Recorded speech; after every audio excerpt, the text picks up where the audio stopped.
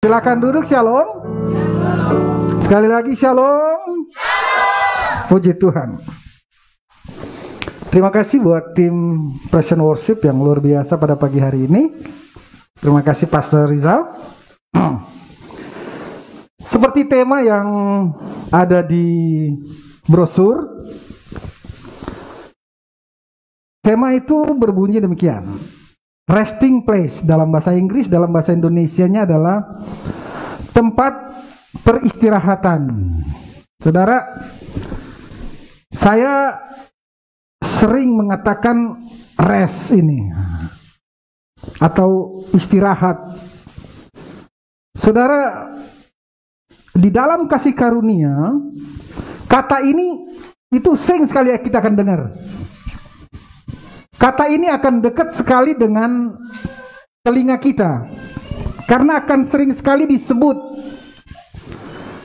Akan sering sekali kita mendengar ajakan-ajakan agar supaya kita rest di dalam Kristus, agar supaya kita beristirahat di dalam Kristus, agar supaya kita menjadi tenang di dalam Kristus. Jadi mungkin saudara bilang, Pak Selby ini perasaan dia kalau bicara rest terus ya. Entar rest gitu kan. Kalau di dalam bahasa Indonesia, mari kita baca di dalam Matius 11 ayatnya yang ke-28. Matius 11 ayatnya yang ke-28 berkata begini, marilah kepadaku semua yang letih lesu dan berbeban berat. Aku akan memberi kelegaan kepadamu. Bahasa Inggrisnya ada enggak? Perhatikan kata aku akan memberi kelegaan kepadamu. Kalau dalam bahasa Inggrisnya, nah ini dia. Come unto me all you that labor and are heavy laden, and I will give you rest. Arti daripada and I will give you rest, bahasa Indonesianya adalah dan aku akan memberi engkau kelegaan. Jadi dalam bahasa Inggris resting place artinya, kalau dalam bahasa Indonesia bebas, tempat di mana kita mengalami kelegaan di dalam pikiran dan hati kita. Amin. Sampai di sini mengerti ya? Jadi ketika saudara mendengar kata rest, itu berarti lega. Katakan 1 2 3 kelegaan. Katakan 1 2 3 ketenangan. Katakan 1 2 3 kedamaian. Nah, ketika kita mendengar kata rest, entar rest. Artinya kita ada di dalam situasi damai, tenang. Tentu di sana ada sukacita. Amin. Di sana kita merasa lega, merasa gimana? Kalau kita lari capek terus kita duduk di satu tempat begitu di bawah pohon yang rindang, dan terus kita melepaskan penat kita, melepaskan kelelahan kita, itulah resting place. Itulah tempat di mana kita bisa sejenak melepaskan kelelahan kita. Nah, sampai di sini nangkap ya? Nangkap ya? Nah, kenapa pentingnya saya mengulang-ulang ini kepada kita di dalam pertumbuhan perjalanan kita di dalam kasih karunia? Karena inilah tujuan utama Yesus datang di dunia ini. Inilah tujuan sesungguhnya Natal itu. Hari ini saya hubungkan sedikit dengan Natal karena ada pohon Natal. Apa sih tujuan Natal? Apa sih tujuan kelahiran Yesus datang? Ada banyak orang memberi definisi tentang itu. Tetapi saya memberi satu definisi yang mungkin baru. Yesus datang untuk memberikan saudara kelegaan. Amin. Dunia ini persoalan di sekitar kita, masalah tekanan itu sudah memberi kita banyak persoalan. Amin. sudah menekan kita, membuat hati kita kacau, membuat pikiran kita gundah gulana, itu dibalik. Membuat kita menjadi tidak tenang, menjadi kita aut-autan, menjadikan kita orang yang ganas, gitu kan? Kenapa? Karena tekanan yang datang bertubi-tubi di dalam kehidupan kita dan tidak selesai-selesai. Rasanya kok setelah bertobat kok persoalan datang terus ya. Mending sebelum Kristen ya, sebelum rajin ke gereja kayaknya saya tenang-tenang aja ya.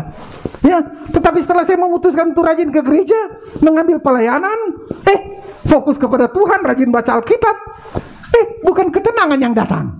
Tetapi kok sebentar termasalah, entah mamanya, entah adiknya, entah rekan kerjanya, entah situasinya. Saudara, itu semua memberi penekanan kepada hati dan pikiran saudara dan saya. Betul? Oleh sebab itu, kita perlu masuk atau berada di satu tempat di mana walaupun kita berjalan di dalam lembah kekelaman, amin.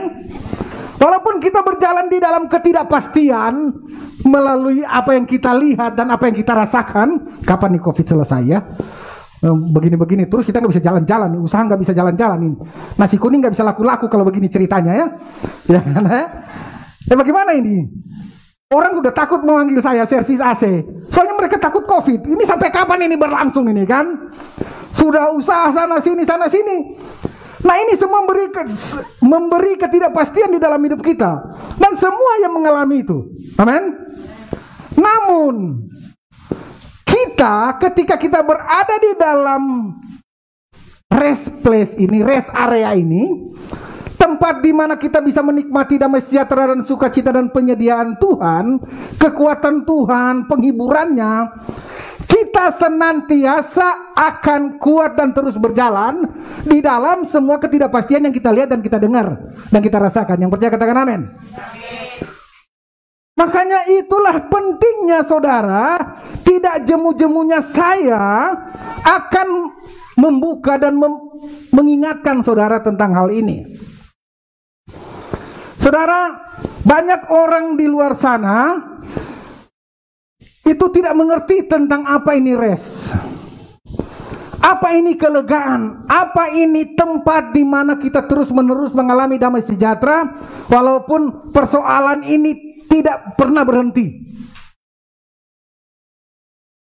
Ada banyak orang berkata begini, orang rest apa itu? Ya kan? Rest itu orang malas, ya kan? Orang yang rest itu orang malas katanya. Orang rest itu cuma diam-diam aja. Mereka tidak melakukan apa-apa. Saudara, ada banyak konotasi yang negatif yang dialamatkan kepada khotbah atau ajakan-ajakan untuk orang Kristen, untuk orang percaya masuk di dalam restnya Kristus, restnya Tuhan, di dalam area di mana seluruhnya Tuhan yang mengendalikan saudara dan saya. Yang percaya katakan amin. Ada banyak orang berkata, rest itu orang malas, rest itu apa ndak kerja katanya. Itu cuma tunggu-tunggu. Emang berkat datang dari langit? Ya kan? Emang tunggu-tunggu saja di rumah doa-doa terus Tuhan kirim berkat gitu? Banyak orang salah mengerti tentang rest ini. Mereka selalu berkata rest itu malas, rest itu tidak berdaya, rest itu pasrah. Tapi saya mau katakan rest itu bukan malas. Amin. Saudara, ketika saudara dari sini, dari Balikpapan, kalau tol itu sudah full, sekarang tol itu mulai dari kilo 38 ya, ke Samarinda. Di antara kilo 38 dan ujungnya Samarinda itu, ujung tol Samarinda, di tengah-tengah itu ada rest area. Saya kasih contoh ya. Di tengah-tengah itu ada rest area. Di rest area itu ada pompa bensin, ada makanan-makanan, ya, Ada toko yang menyediakan kebutuhan kita untuk perjalanan.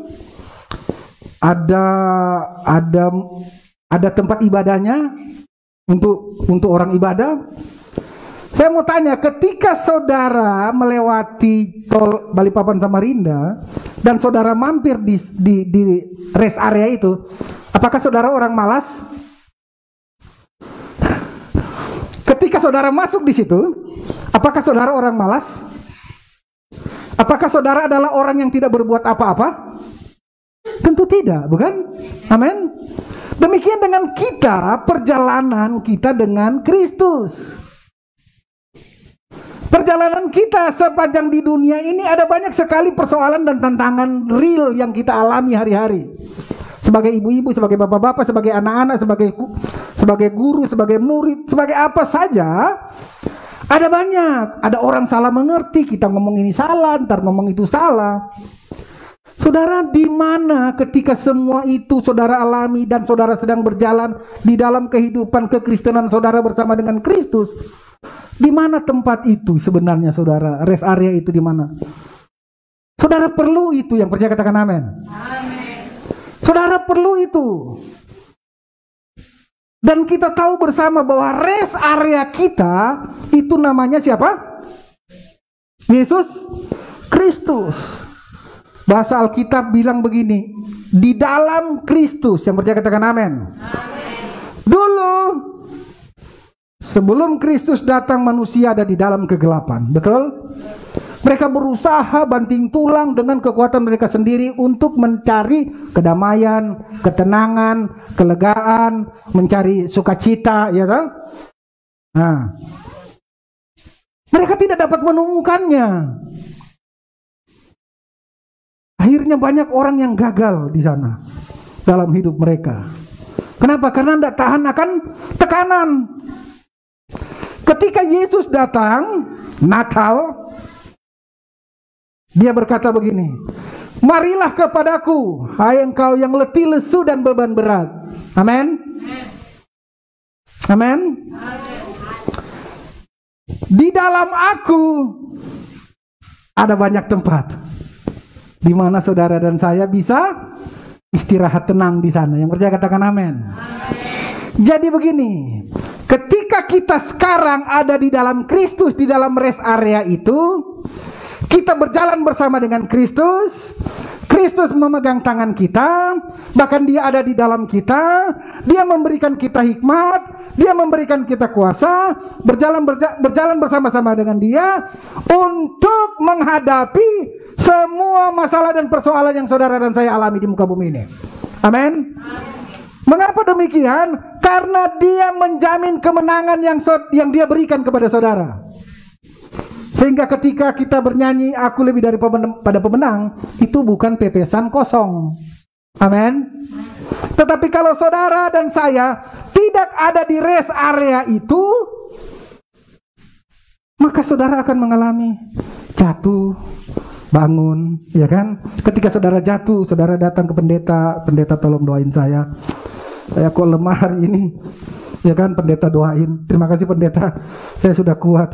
Besok dia telepon pendeta, pendeta terima kasih, setelah pendeta doain, sudah pendeta tumpang tangan, saya sudah menjadi kuat, sekarang menjadi orang kuat.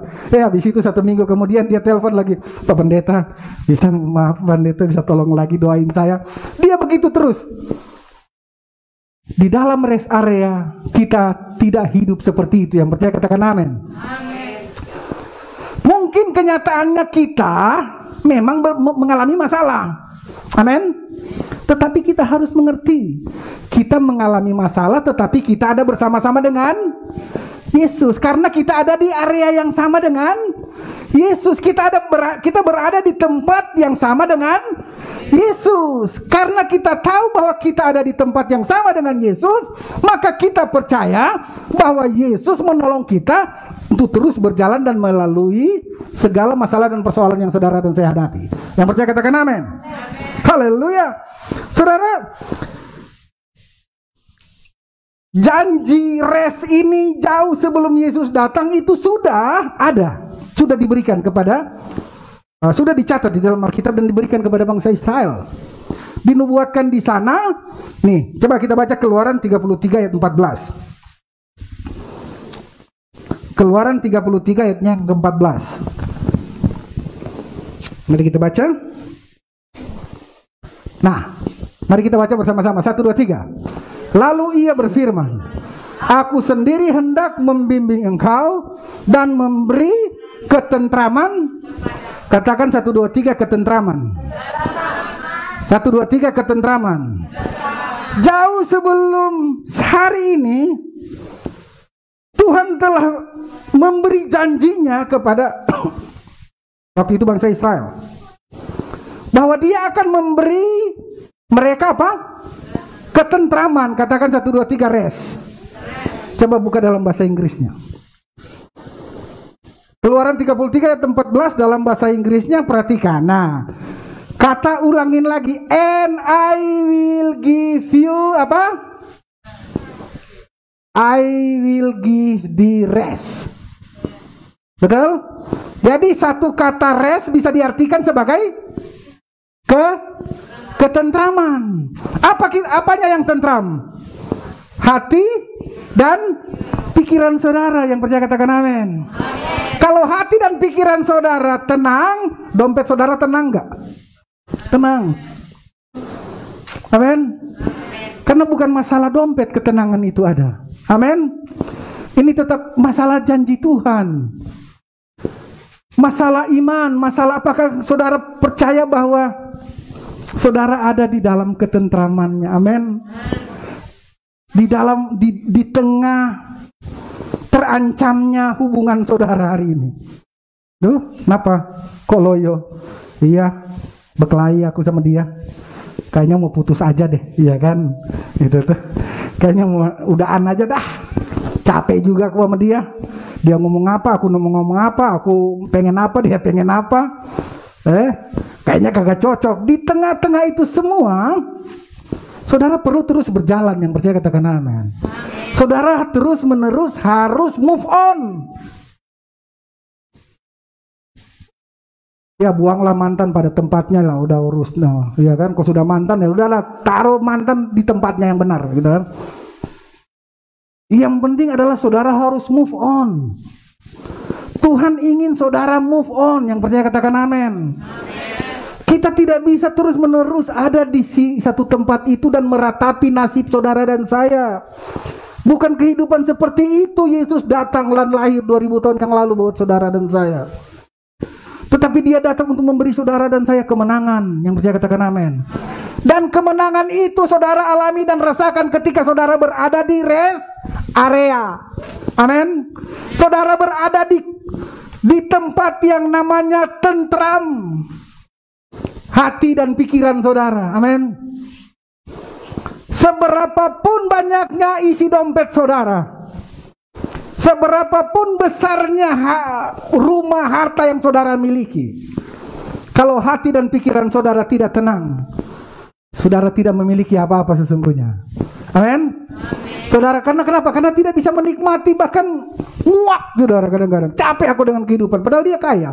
Ada banyaknya orang ingin hidup seperti dia. Karena dia stres, dia bahkan meninggalkan kehidupan dengan itu. Amin. Bukan karena dia mau menjadi seseorang yang lebih baik, bukan. Karena dia sebenarnya stres dan muak dengan kehidupan itu. Kenapa? Rahasianya sederhana. Dia tidak memiliki, dia tidak berada di tempat yang namanya rest area itu. Yang percaya katakan amin. Amin. Saudara, kasih karunia itu bekerja, mujizat itu bekerja ketika saudara dan saya berada di rest area. Saudara dapat melihat rancangan Tuhan dalam hidup saudara. Saudara dapat berdoa dengan tenang dan powerful. Saudara dapat berkata-kata dengan kuat, memproklamirkan iman dan percaya saudara dan pengharapan saudara.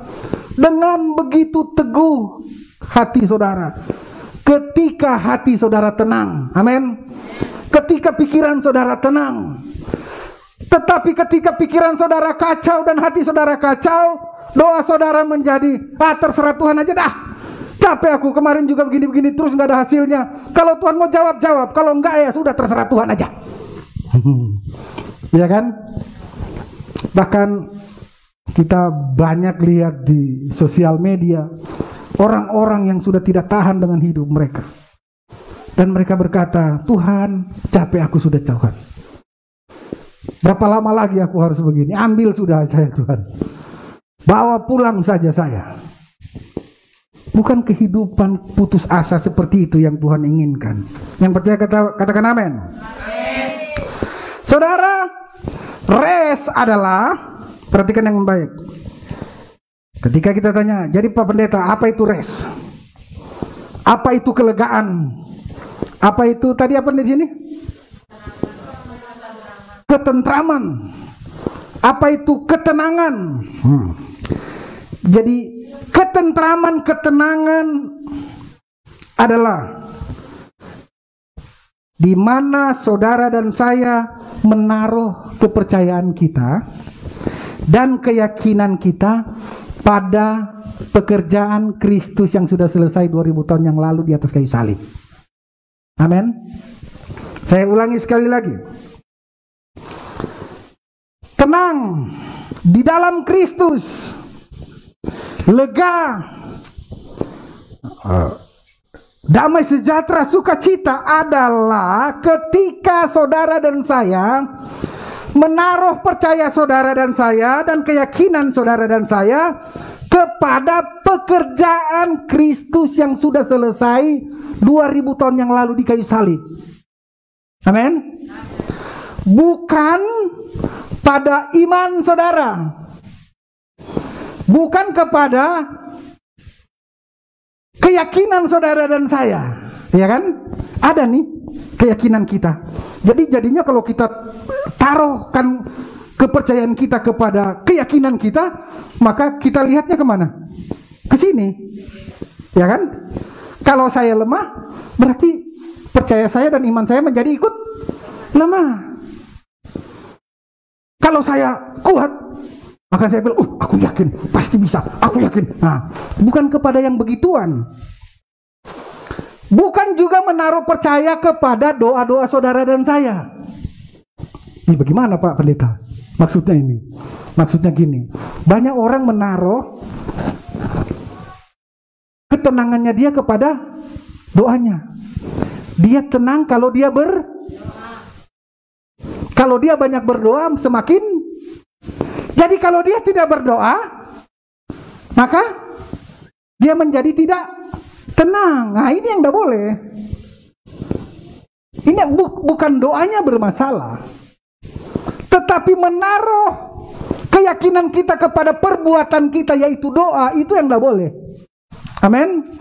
Kita harus menaruh keyakinan kita kepada Kristus dan apa yang telah dia lakukan bagi kita 2000 tahun yang lalu. Yang percaya katakan amin. Amin. Bukan juga kepada pengakuan. Ada banyak orang nih, dulu saya juga begitu. Ketika kita bersalah, takut mau ngomong sama pendeta, nanti pendeta tahu dosa saya. Takut mau ngomong kepada sesama pelayan karena mereka tahu nanti saya harus selesaikan urusan ini bersama dengan Tuhan, person to person, face to face. Maka dia datanglah sama Tuhan. Tuhan, maafkan, ampuni saya. Dia mengaku nih, kemarin saya sudah begini, kemarin saya pegang tangan dia, ya kan? Kemarin saya sudah ambil nasi goreng, ya kan? Saya udah ambil duit mama nggak ketahuan, ya. Kemudian setelah dia mengaku, dia merasa lega. Nah ini yang tidak boleh. Pengakuan kita bukanlah kelegaan yang sesungguhnya yang dimaksud. Ngerti? Walaupun ketika kita mengaku kita lega, tetapi kelegaan yang Yesus berikan bukan itu. Itu kelegaan semu. Kenapa? Karena ketika besok kita buat dosa lagi, kita datang lagi. Tuhan, maaf, jatuh lagi. Habis sih. Roh kuat tapi daging kan lemah. Roh penurut tapi kan namanya juga aku masih daging Tuhan. Maklumlah. Ampuni ya Tuhan ya. Aku percaya Engkau ampuni. Baca 1-2 ayat tentang pengampunan, dia kemudian merasa, haleluya, aku sudah lega. Bukan kelegaan seperti itu, walaupun itu paling banyak dilakukan oleh orang Kristen. Kelegaan itu semu karena berulang-ulang. Tetapi kelegaan dan ketentraman yang Yesus berikan tidak pernah berulang-ulang. Amin. Karena itu sekali saja diberikan oleh Bapa kepada saudara, dan ketika saudara berada dan tinggal di sana, yaitu saudara berada dan tinggal di dalam Kristus, akan selama-lamanya saudara ada di sana. Yang percaya katakan amin. Yang percaya beri tepuk tangan yang meriah bagi Yesus Kristus. Haleluya. Jadi kelegaan itu adalah pribadi Yesus sendiri. Yang percaya katakan amin. Ketika saudara bersama dengan pribadi Yesus, walaupun saudara melakukan kesalahan, kelemahan, dia tidak pernah meninggalkan saudara. Yang percaya katakan amin. Dia tidak pernah membuang saudara. Esther, dongana ya Esther, Taso bilang kemarin lewat itu hamba Tuhan marangana ku, aduh keras kepala ngana kepala watu ngana Esther tapi satu kali ini kita mau ampuni pangana Esther, ya kan? Kedua kali Esther datang, Esther ingat 2 kali. Kita catat di dalam buku kehidupan. Ingat baik-baik Esther Pendeta lupa, mari kita tidak pernah lupa. Tuhan tidak pernah lupa. Kita kan pakai ayat lagi ya. Saudara yang kekasih, tidak seperti itu. Amin. Betul, kita adalah pribadi pelupa. Betul, kita adalah pribadi yang tidak setia. Tetapi pribadi yang bersama dengan kita, yaitu Yesus itu, Dia adalah Bapa yang setia. Yang percaya katakan amin. Haleluya, katakan Bapakku setia. Saudara ada di dalam rest place bersama dengan Bapa yang setia. Dia setia untuk sabar dengan saudara. Dia setia menerima saudara dan saya apa adanya. Amin. Namun dia tidak akan membiarkan saudara apa adanya. Jatuh terus. Tidak. Amin. Dia setia dengan kita sampai kita menyadari ternyata Dia yang maha kuasa, Dia yang powerful itu diam di dalam kita. Amin. Dan Dia dapat membangkitkan kita untuk terus berjalan dan tidak tinggal di dalam kelemahan saudara dan saya. Yang percaya katakan amin. Haleluya. Saudara,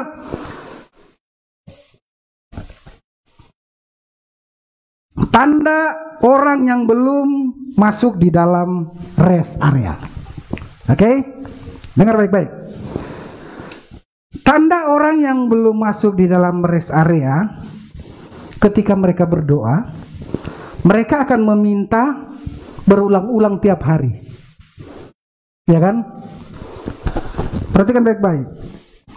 Orang yang belum tidak menyadari, maka tentu dia tidak akan merasa dia ada di sini. Amin. Jadi orang yang belum menyadari bahwa dia ada di dalam Kristus dan Kristus ada di dalam dia sesungguhnya sudah ada di area yang Tuhan berikan kepada dia, supaya dia mengalami kelegaan, ketentraman, kedamaian, dan ketenangan. Orang ini kalau berdoa berulang-ulang, tiap pagi, tiap malam sebelum tidur pasti ngaku dosa. Tuhan ampuni dosa saya. Dosa yang saya lakukan dengan sadar dan tidak sadar. Yang tadi itu dari pagi tadi sampai malam ini. Karena dia pikir supaya dia tidur dengan selamat. Tuhan sudah ampuni, jadi dia bisa tidur tenang. Siapa tahu besok enggak bangun-bangun. Ya toh? Orang ini tidak berdoa dengan iman. Tetapi dia berdoa dengan penuh ketakutan. Dia berdoa berulang-ulang. Tiap hari dia bilang, Tuhan berkati aku. Tuhan, berkati aku. Besok dia datang bangun pagi, dia bilang, Tuhan berkati aku. Besok pagi dia tahu dia punya mulut susah dijaga, sebentar banyak Carlota, banyak ceritain orang, sudah sampai di kantor gosip karena temannya gosip. Ya Pak Pendeta, saya sih nggak mau gosip, tapi bagaimana ya? Satu kantor gosip, jadi kalau saya sama mereka terpaksa ikut gosip juga. Karena dia tahu dia terpengaruh dengan gosip, maka tiap pagi dia berdoa sebelum berangkat ke kantor, Tuhan berjaga di mulut saya, Tuhan berjaga di mulut saya, supaya kalau mereka gosip ya saya dikit-dikit aja dah, jangan terlalu banyak. Ya, begitu terus sampai malam, begitu sebelum tidur, Tuhan ampuni saya tadi pagi sih sebenarnya nggak mau gosip orang, tapi ya gara-gara teman-teman di kantor ya akhirnya saya ikut gosip, Tuhan ampuni saya. Tiap hari dia berdoa dengan berulang-ulang. Saya mau katakan orang itu tidak ada di rest area. Yang percaya katakan amin. Amin. Kalau saudara capek, saudara duduk di bawah pohon, apa yang saudara lakukan? Ya udah, melepaskan dahaga. Amin. Bukan mengeluh dan lain sebagainya. Yang percaya katakan amin. Amin. Tapi menikmati. Yang kedua, orang yang tidak ada di rest area, dia akan berdoa meminta apa yang sudah diberikan. Esther, ini ya. Nah, ini pengampunan dosa dan keselamatan ku berikan kepadamu, terimalah dalam nama Yesus. Dan Esther bilang, aku percaya, bilang. Nah, udah. Oh, dia rajin ke gereja sebagai orang benar. Kita tanya pendeta, kamu orang benar, sudah percaya Yesus? Percaya, karena dia sudah mengalami hal itu. Dia sudah yakin, dia sudah terima Yesus, dia sudah jadi orang Kristen yang baik, sudah datang ke gereja. Tetapi ketika menjalani kehidupan Kristennya, dia berdoa begini, Tuhan selamatkan aku, Tuhan ya kan selamatkan aku, Tuhan selamatkan aku. Jadi dia masih memohon keselamatan. Yohanes bilang begini, diberinya kuasa untuk menjadi anak-anak Allah, yaitu kepada mereka yang percaya. Ketika kita percaya, kita dijadikan anak. Dia berdoa begini, Tuhan, jadikan aku anakmu yang setia. Jadikan aku anakmu. Udah capek dia minta jadi anak, dia ulang-ulang, dia agak turunin dikit. Jadikan aku hambamu. Jadikan aku hambamu. Capek jadi hamba, dia balik lagi. Jadikan aku anakmu Tuhan. Iya kan? Nah, dia tidak pernah bilang, jadikan aku bapamu. Takut dia. Takut. Jadi dua hal itu dia bolak-balik ya. Dia bolak-balik. Padahal kenyataannya saudara adalah lah terus Pak, jadikan aku anakmu Pak. Padahal marga saya nih sama marga papa saya. Marga saya Winerungan. Bapak saya marganya, saya mendapat Winerungan itu dari papa saya. Tapi ketika saya selalu datang kepada bapak saya dan saya bilang, Pak, jadikan aku Winerungan. Kan Winerungan itu pemberian dari marga bapak saya. Setiap saya ada masalah, saya merasa aduh saya jadi bukan mempermalukan Winerungan, mempermalukan orang Manado. Dan saya akan datang kepada bapak saya sebagai bentuk pertobatan saya. Saya bilang, Pak, ampuni aku, jadikan saya Winerungan lagi dong. Loh kenapa? Karena saya tadi udah berdosa, sudah tidak sama seperti Winerungan. Kan Winerungan kan orang-orang hebat semua, orang-orang terpandang. Tadi itu saya udah menjadi orang yang jelek Pak. Jadi jadikan aku Winerungan. Kira-kira bapak saya bilang apa? Ya dia ketek saya. Ngerti nggak sih kamu itu? Loh Winerungan itu sekali kamu Winerungan, kamu sampai mati tetap. Sekali saudara diadopsi menjadi anak Allah, maka selama-lamanya saudara adalah amin. Jadi berdoa dengan meminta apa yang sudah diberikan kepada saudara itu hal yang sia-sia. Itu saudara tidak ada di rest place. Amin. Paham? Ya? Ya, oke. Mari kita lanjut terus. Jadi yang selanjutnya apa? Tanda-tanda orang yang belum masuk di tempat peristirahatannya Tuhan. Kata lain saya bilang orang yang tidak hidup oleh iman. Orang yang tidak hidup oleh percayanya.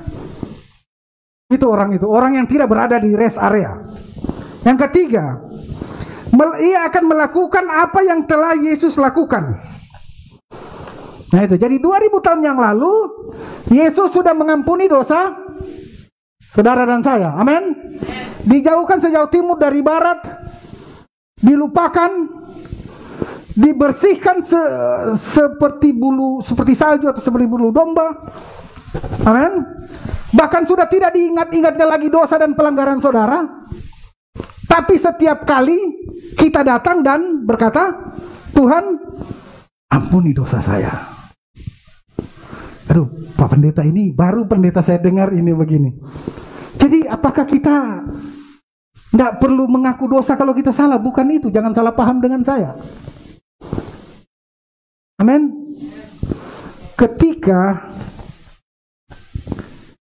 saya berhutang di bank nih, dan Pak Rizal datang membayar hutang saya di bank itu, maka saya menjadi orang bebas hutang.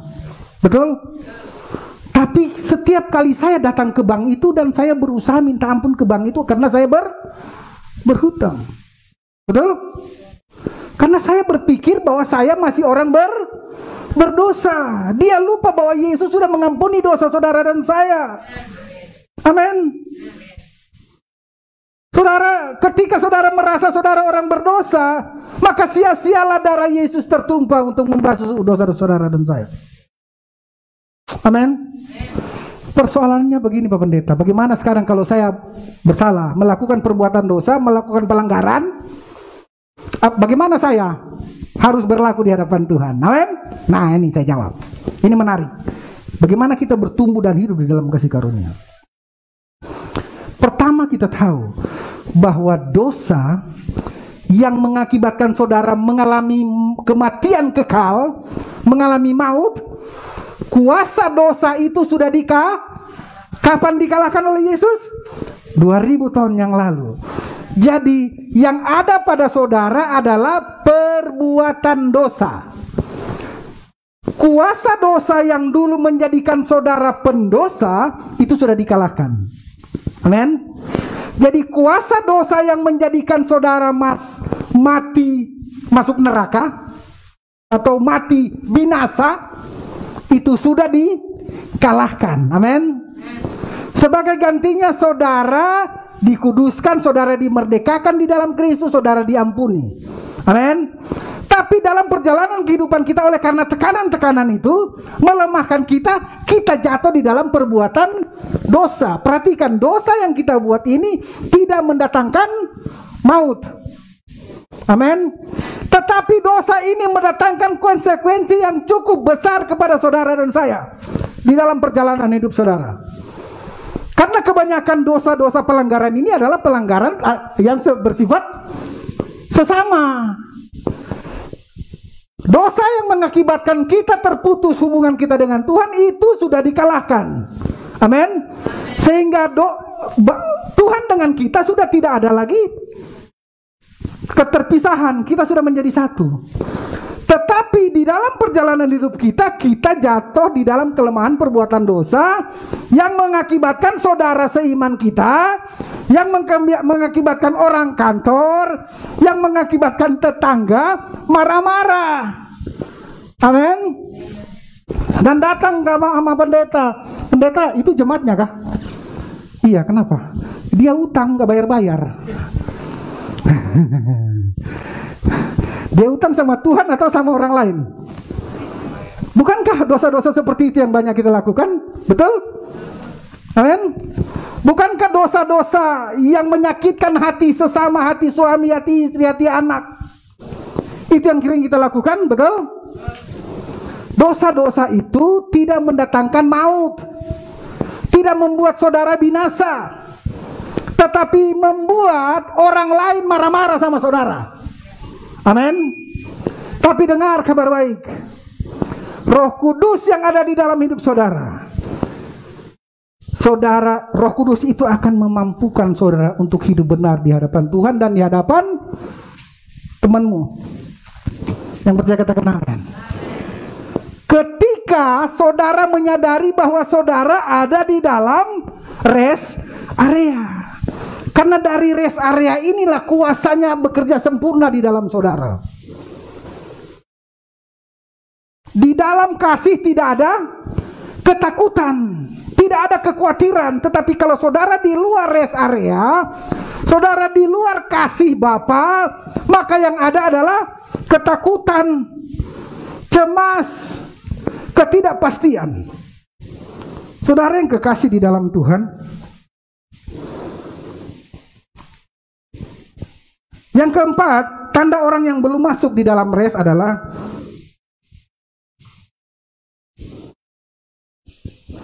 mereka akan berpikir begini, jika saya tidak bisa, ketika hari ini saya tidak berdoa meminta pertolongan Tuhan, maka hari ini mungkin adalah hari sial bagi saya. Amen. Orang ini apa ya? Jadi apakah salah minta pertolongan Tuhan? Bukan itu. Bukan itu. Ketika kita berdoa terus menerus, Tuhan tolong, Tuhan tolong, Tuhan tolong, itu persoalan buat saudara. Amin. Pertanyaannya, Tuhan sudah tolong belum? Kapan dia menolong saudara dan saya? 2000 tahun yang lalu di kayu salib.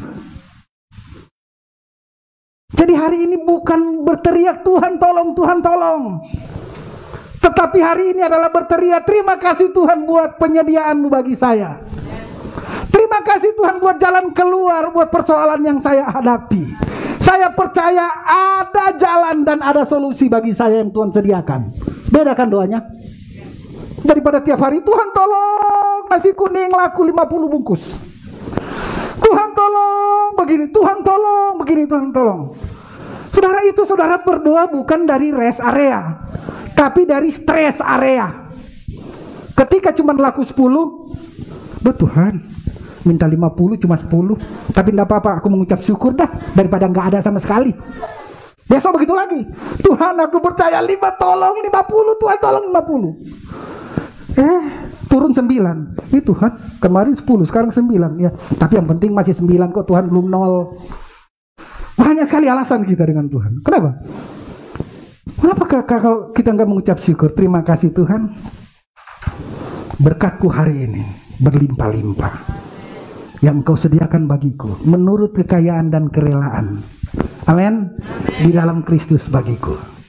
Maka Engkau berjalan.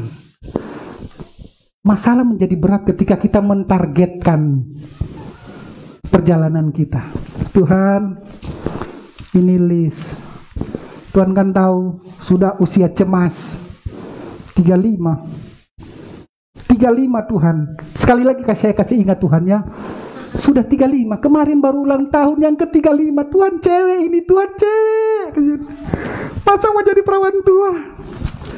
Tapi Tuhan dilihat ini, saya mau cowok yang ini, hidung tinggi, mancung, kulit putih, tinggi 175, bawa oto, ada mobil, sudah ada rumah. Tuhannya jangan yang bambung Tuhan. Dia atur list ini sama Tuhan, ya kan? Terus datang sama dia nih, hitam, keling, pakai solop GP, pakai sandal, motor aja naik ojek. Ya. Tuhan, bukan ini Tuhan, jelek ini, tidak masuk kriteria. Saudara, dia khawatir sekali dengan hidupnya. Dia pikir Tuhan akan memberikan dia yang buruk. Amin. Saudara-saudara, tidak ada di dalam rest area. Jadi gimana dong, Pak? Sudah 35 ini Pak, sebentar lagi 40. Sementara yang lain laku-laku, saya nggak laku-laku. Saudara bukan nggak laku, saudara terlalu banyak milih. Ya, saudara terlalu banyak pilih. Saudara terlalu memberikan standar yang sesungguhnya saudara sendiri sebenarnya nggak mampu. Ya, mari kita lihat bagaimana orang yang ada di rest area itu berdoa. Ini penting. Ya, saya cepat aja. Saya akan selesai dalam waktu 10 menit ke depan. Bagaimana orang yang ada di rest area itu berdoa? Yang pertama, ketika dia berdoa, dia akan berterima kasih buat semua yang telah Tuhan sediakan bagi dia hari ini melalui karya Yesus yang sempurna di kayu salib. Amin. Dia akan berdoa, terima kasih Tuhan, penyediaan yang terbaik bagiku hari ini. Haleluya. Amin. Ketika dia sudah berjalan merasakan hal itu, bahkan dia sampai lupa berdoa lagi. Dia sudah tidak lagi menuntut Tuhan. Kenapa? Ini awal-awal kita berdoa ya begini. Tetapi ketika dia sudah menikmati, dia sudah tinggal menikmati itu semua. Dan terus mengucap syukur buat semua nikmat yang Tuhan berikan kepada dia. Yang percaya katakan amin. Yang kedua, orang yang ada di rest area akan berdoa. Dia akan berkata, Tuhan, aku menerima segala yang baik yang dari Tuhan, yang Tuhan berikan pada saya hari ini menurut kekayaan dan kerelaannya di dalam Kristus. Amin. Jadi apa salah kasih paksa Tuhan, kasih kriteria? Enggak salah. Enggak salah seperti itu. Tetapi mulailah dengan Tuhan. Amin. Mulailah mengenal kehendak Tuhan. Mulailah mengenal apa sih yang telah Tuhan lakukan bagi saya. Amin. Bukan memulai dengan Tuhan, ini kehendak saya, yang aku mau Tuhan memenuhi semua yang saya mau. Nggak akan ketemu, saudara. Nggak akan ketemu. Selanjutnya, bagaimana orang yang ada di rest area ini berpikir? Kalau tadi berdoa ya, sekarang berpikir. Perhatikan baik-baik. Orang yang ada di rest area atau orang yang ada di dalam Kristus, orang yang ada di dalam kasihnya Tuhan, orang yang hidup oleh iman, mereka akan menaruh dalam pikiran mereka bahwa Roh Kudus itu ada di dalam setiap area hidupnya. Yang percaya katakan amin. Ketika dia sedang berharap pasangan hidup, dia percaya di sana Roh Kudus ada di sana menolong saya. Amin. Roh Kudus campur tangan. Urusan jodoh kok mana pakai mana dulu cari, nanti pendeta yang berkati panganan. Katanya gitu.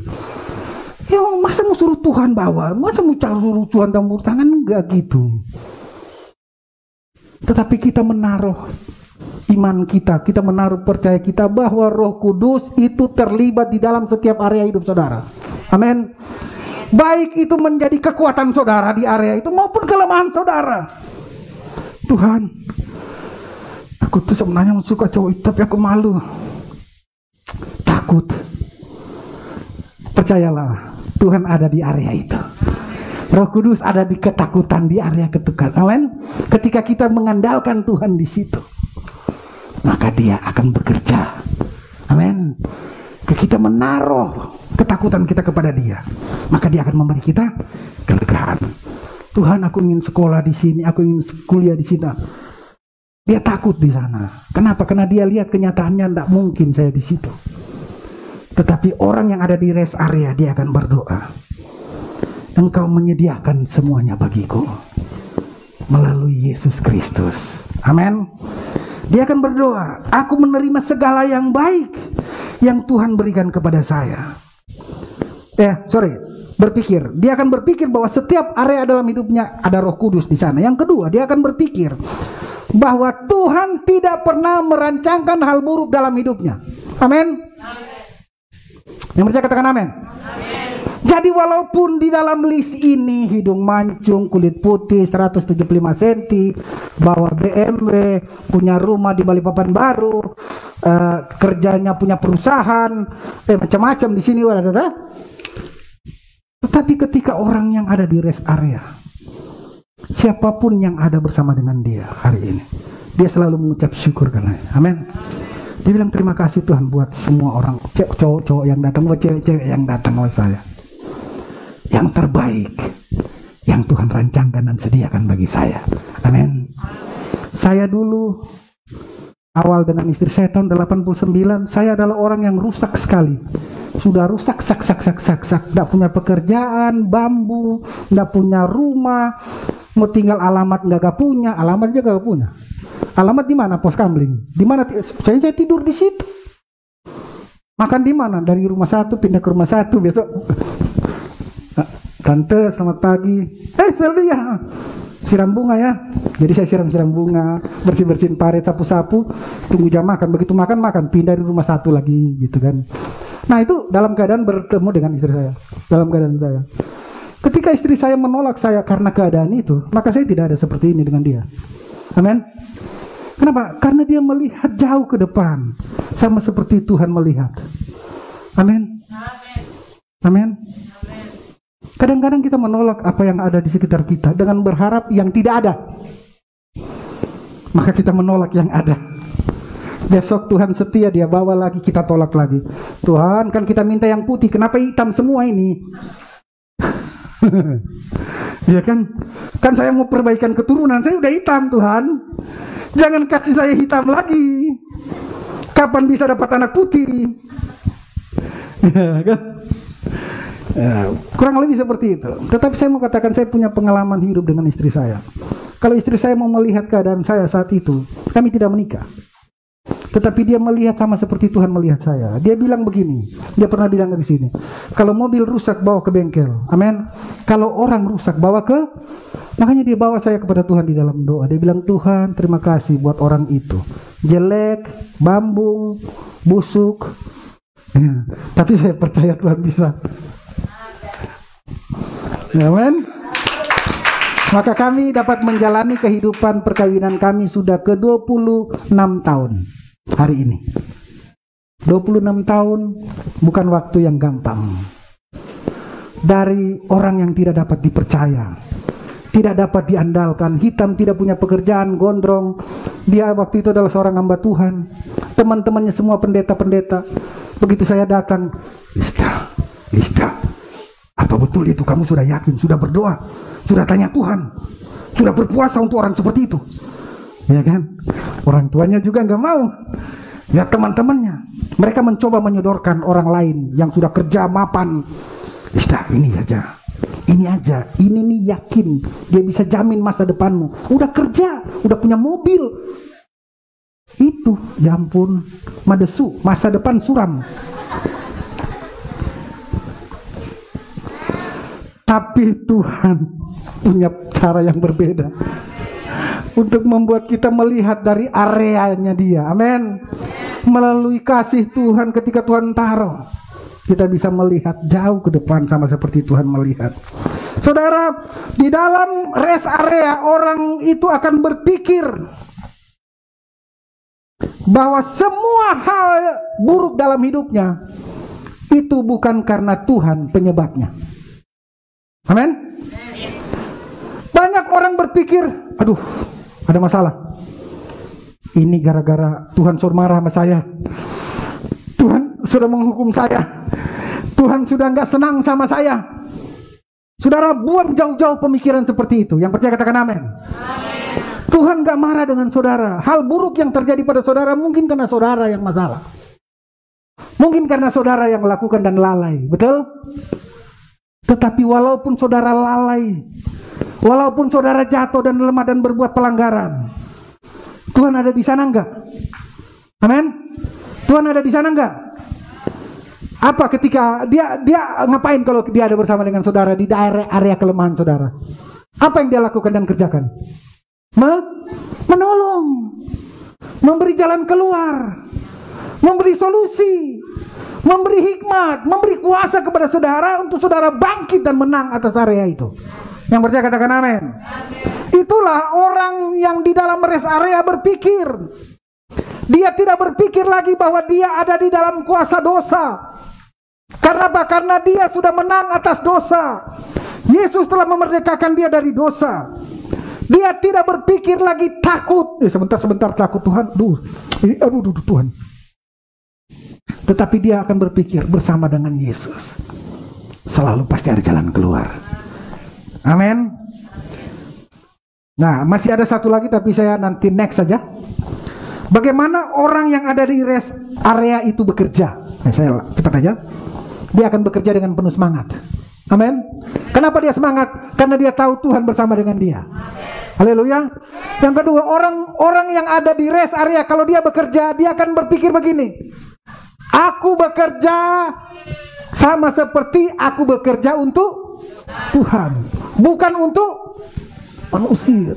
Jadi semua pencapaiannya dia tidak hitung-hitungan. Amin. Dia tidak hitung-hitungan, tetapi dia akan memberi yang terbaik. Kenapa? Karena dia tahu dia bekerja seperti bekerja untuk, bukan untuk manusia. Walaupun dia adalah orang upahan di kantor. Haleluya. Itulah cara orang yang ada di rest area itu bekerja. Dia bekerja dengan hikmat tanpa putus asa, karena dia tahu Kristus adalah jalan dan Kristus adalah hikmat bagi dia. Amin. Orang yang bekerja, orang yang ada di rest area kalau bekerja tidak pernah merasa putus asa. Kenapa? Karena dia tahu ada Yesus bersama dengan dia. Dia akan selalu bangkit dan penuh pengharapan. Yesus besertaku akan ada kemenangan. Yesus besertaku akan ada kemenangan. Yang percaya katakan amin. Dia tidak akan hanya berhenti dengan 1-2 kali mencoba. Dia akan berjalan terus bersama dengan Yesus. Amin. Dia akan terus telepon dan menawarkan produknya. Om, tante, sudah bisa hari ini servisnya? Oh belum, nanti tunggu minggu depan. Amin. Dia akan terus, dia 1-2 orang tolak bukan berarti semua jalan tertutup. Amin. Memang kerjaan kita untuk nelpon orang. Amin. Kerjaan saya untuk nelpon dan tanyakan apakah sudah jadwal servis. Contohnya begitu. Kalau orang bilang, oh belum, aduh udah 3 kali hari ini, stop aja deh. Bukan begitu orang yang ada di rest area. Amin. Orang yang ada di rest area selalu memiliki pengharapan yang kuat bersama dengan Yesus. Bahwa ada hikmat, ada kuasa di dalam perkataannya. Amin. Jangan menyerah.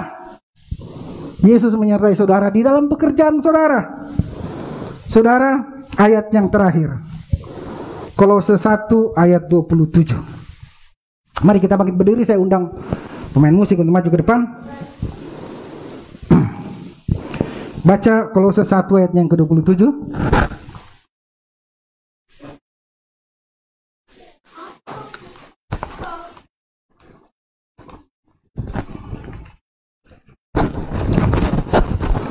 Bisa tampilkan Kolose 1 ayat 27. Nah ini dia. Mari kita baca bersama-sama. 1, 2, 3. Kepada mereka Allah mau memberitahukan betapa kaya dan mulianya rahasia di antara bangsa-bangsa lain, yaitu Kristus ada di tengah-tengah kamu. Kristus yang adalah pengharapan dan perhatikan, ini adalah rahasia terbesar di antara bangsa-bangsa dari abad ke abad, turun-temurun. Rahasianya itu adalah Kristus ada di dalam saya. Bilang 1, 2, 3, Kristus ada di dalam saya. Kristus itu adalah rest area saudara. Ketika saudara bersama dengan Kristus, Kristus ada di dalam saudara, saudara ada di rest area. Amin. Makanya bekerjalah dengan antusias, berpikirlah dengan antusias, dengan benar. Bertindaklah dengan benar. Amin. Kenapa? Karena Kristus ada di dalam saudara. Bisa buka dalam bahasa Inggrisnya. Saya main dicek. Haleluya. Bahasa Inggrisnya bilang gini. Nah ini dia. Belum. Nah, Kolose 1 ayat 27. To whom God would make known that is the riches of the glory of this mystery among the Gentile. Nih, which is adalah Christ in 1, 2, 3. Christ in the hope of glory. Katakan Christ in you. Katakan Christ in me. Yesus adalah rest area saudara. Amin. Hari ini dia telah menyediakan bagi saudara dan saya kelegaan dari semua masalah-masalah saudara. Masalah tidak akan lari dari saudara. Masalah tidak akan pergi ketika saudara ada di dalam Kristus dan saudara percaya kepada Yesus. Justru ketika saudara percaya kepada Yesus dan ada dalam Kristus, ada jaminan saudara berjalan di dalam kemenangan atas masalah saudara. Yang percaya katakan amin. Mari kita tunduk kepala dan kita berdoa.